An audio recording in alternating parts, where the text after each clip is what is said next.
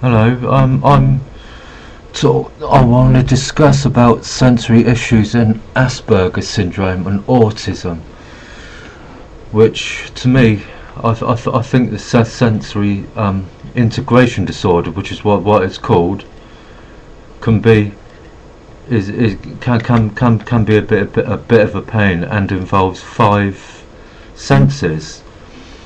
Such as your hearing, such as your sense of sight, such as some people might not like really strong bright lights. The feeling, in terms of the feeling, in terms of you feel like you want to wear fluffy sort of clothes, or you might not want you might have a distaste for certain food. Such as one of my distastes, I can't bear the feeling of mashed potato in my mouth. I'm not sure what anybody else feels like that, but I always sense in terms of food textures that potatoes are a funny sort of plant in that way, because some people may not like way potatoes are cooked or how they're processed.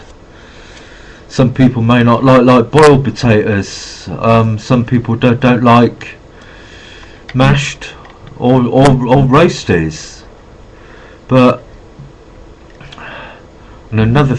another sensory issue is to do with loud or bright or loud or really high pitched sounds, such as really high pitched electronic noises, such as the telephones.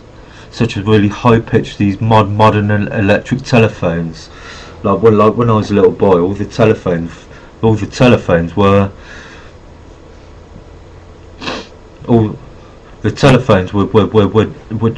just out of bell. But nowadays I've got this really high pitched screech, and it's really and that can really be annoying to the point of causing pain. I think this is mainly to do with a sensory integration disorder. It's some of that a lot of autistic people have. Yeah,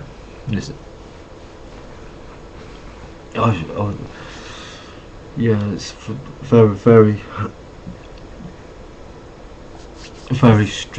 very strange in that way. Well, it's not actually strange if you're autistic. Frankly, it's normal, but it can really be annoying.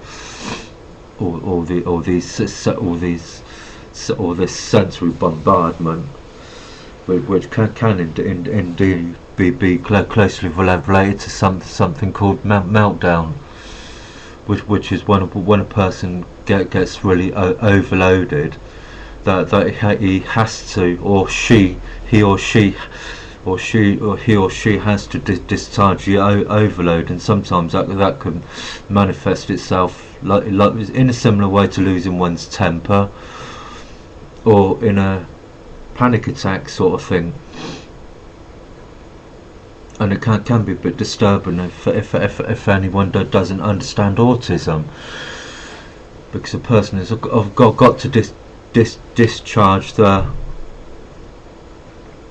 he's got to discharge a sensory overload, or better still, I find it's quite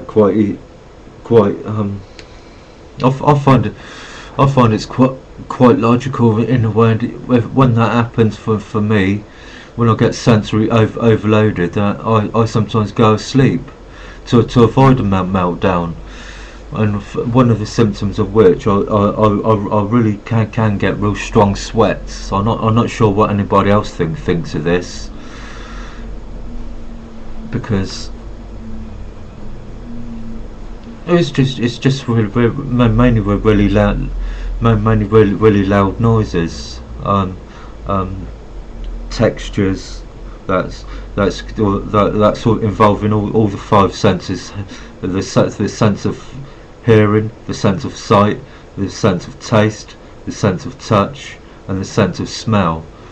And when I get some of that affects the sense of smell, and it's really nauseating. I can really feel sick, really puke up.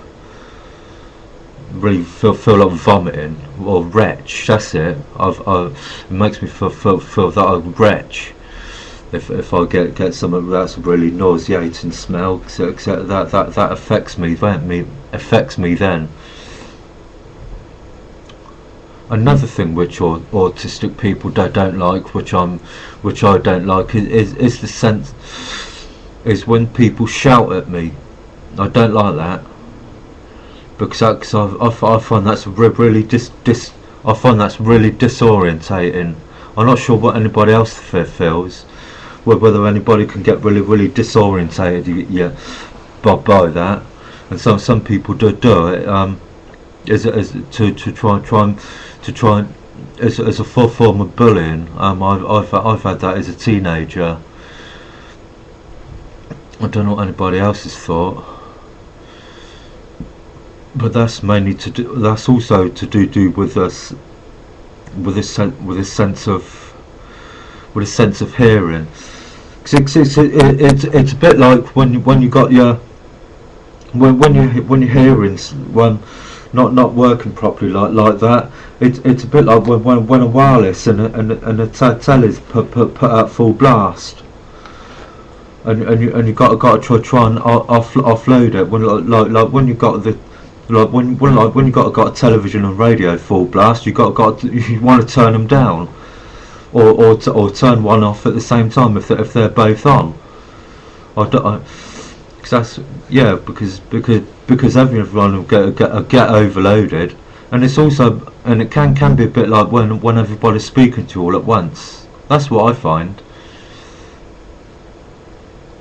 and it can be a bit, and it can be very distressing at once. It can be very distressing, I find. Yeah, that's all. That's probably what I say about. That's what I say about sensory integration.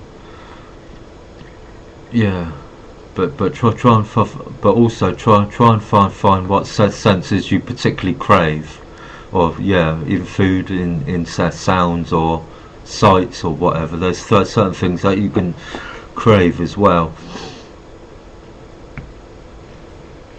And I find this is very. I find the craveable ones are just as important as the ones that you really want to avoid. Yeah, so I better leave it there. Right, bye.